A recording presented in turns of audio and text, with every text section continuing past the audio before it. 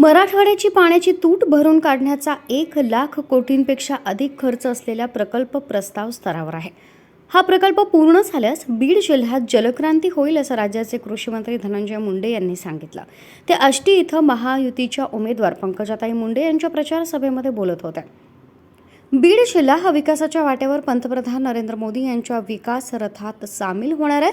त्यामुळे अंगीकर्तृत्व आणि विकासाची क्षमता असलेल्या पंकजाताईस आष्टी पटोदा शिरूर मतदारसंघात सर्वाधिक लीड मिळेल आणि ताईच लोकसभेत निवडून जातील असा ठाम विश्वास त्यांनी यावेळी बोलताना व्यक्त केला.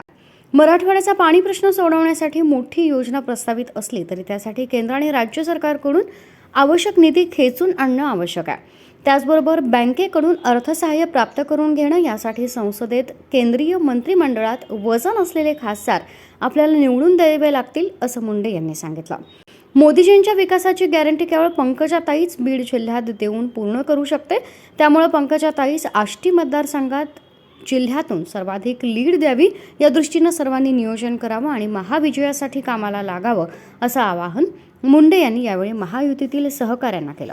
ज्या पाण्याचा आज संदर्भ काढला, ज्याच्यात पाटोदा आणि शिरूरचा फायदा होणार आहे, 162 टीएमसी तुटीचं गोदावरीचं आपलं खोरं आहे.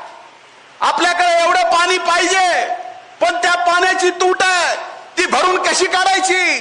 तर समुद्रामध्ये पश्चिम वाहिनीला वाहून जाणारं पाणी तिथून उचलायचं, नाशिकवर आणायचं, नाशिकहून जायकवाडीत टाकायचं, जायकवाडीतून माजलगावला टाकायचं, माजलगावहून तांदळवाडीमध्ये टाकायचं आणि तांदळवाडीच्या तिथं टाकल्यावर ग्रॅव्हिटीनं धनेगावही भरेल आणि तुमच्या पाटोदा शिरूरचे सुद्धा बीड जिल्ह्यातले जेवढं धरणं आहेत, पाऊस जरी नाही पडला तर आपल्या जेवढ्या धरणं आहेत ते सगळेच्या सगळे धरणं या योजनेतून पूर्ण होणार आहेत. याला 1,17,000 कोटी रुपये लागणार